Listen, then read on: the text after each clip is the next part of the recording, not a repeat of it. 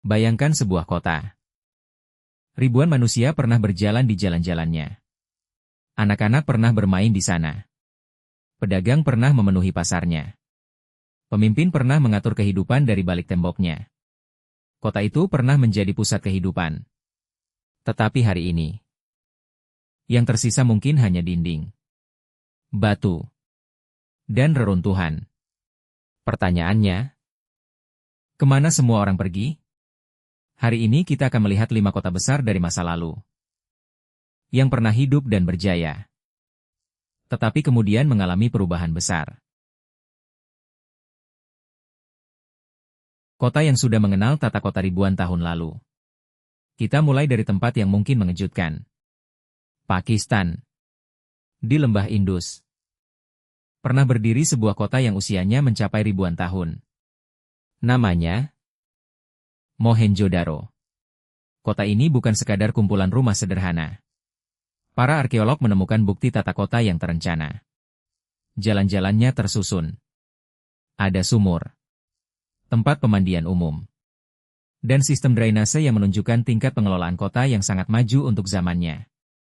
Bayangkan, ribuan tahun lalu, ketika banyak wilayah dunia masih berkembang dengan cara yang sangat berbeda, sebuah masyarakat telah membangun kota dengan sistem sanitasi dan tata ruang yang terorganisasi. Tetapi kemudian, kota ini tidak lagi menjadi pusat kehidupan seperti sebelumnya. Apa penyebabnya? Disinilah kita harus berhati-hati. Tidak ada satu jawaban sederhana yang bisa menjelaskan seluruh proses kemunduran Mohenjo-daro. Yang jelas, sebuah kota yang pernah menjadi bagian penting dari peradaban lembah Indus akhirnya berubah menjadi situs arkeologi.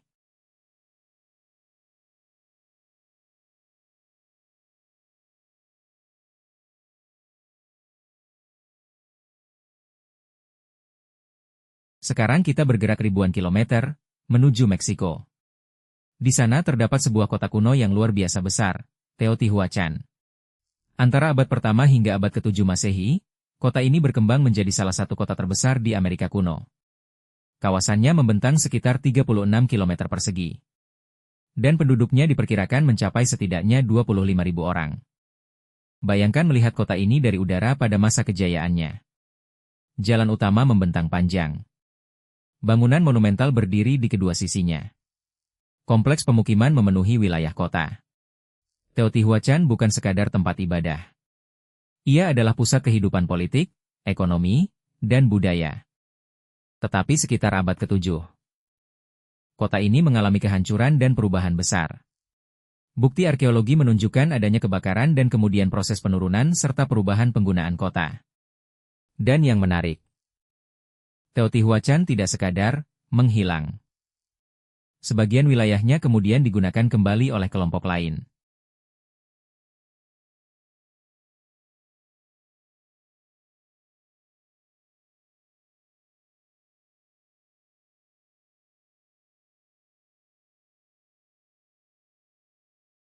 Sekarang kita menuju Yordania. Di antara tebing-tebing batu, terdapat sebuah kota yang seolah keluar dari film. Petra. Kota ini terkenal karena bangunannya yang dipahat langsung pada batu. Tetapi Petra bukan hanya tentang keindahan. Kota ini memiliki posisi penting dalam sejarah kawasan tersebut dan dikenal sebagai pusat perdagangan. Bayangkan rombongan pedagang datang dari kejauhan. Barang-barang berpindah tangan. Jalan perdagangan menghubungkan berbagai wilayah. Petra tumbuh dari lingkungan yang keras, tetapi mampu menjadi pusat kehidupan manusia. Namun sejarah kota ini kemudian berubah. Perdagangan bergeser. Kondisi kawasan berubah. Dan berbagai faktor membuat peran Petra sebagai pusat perkotaan dan perdagangan mengalami kemunduran. Kota yang dahulu ramai, perlahan kehilangan posisi sentralnya.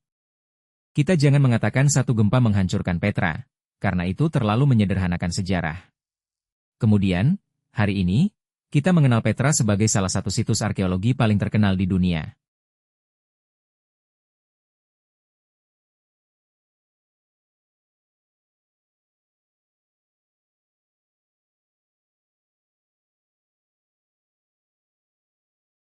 Sekarang kita menuju Afrika bagian selatan. Di sana berdiri reruntuhan monumental yang disebut Great Zimbabwe. Kota ini berkembang sekitar abad ke-11 hingga ke-15. Luas kawasan monumentalnya sangat besar. Dan tembok batunya dibangun tanpa menggunakan mortar. Great Zimbabwe bukan kota kecil yang terisolasi. Ia merupakan pusat penting masyarakat Shona dan memiliki hubungan perdagangan. Bahkan berbagai benda dari wilayah jauh ditemukan dalam konteks arkeologis yang menunjukkan luasnya jaringan pertukaran. Namun sekitar abad ke-15, pusat kehidupan di Great Zimbabwe mengalami kemunduran. Dan sampai sekarang, penyebab tepat proses tersebut masih menjadi bahan penelitian. Jadi kita tidak akan mengatakan, inilah satu-satunya penyebab Great Zimbabwe runtuh. Karena sejarah tidak sesederhana itu. Kita tidak memaksakan jawaban. Kita menunjukkan apa yang diketahui. Dan apa yang masih menjadi pertanyaan.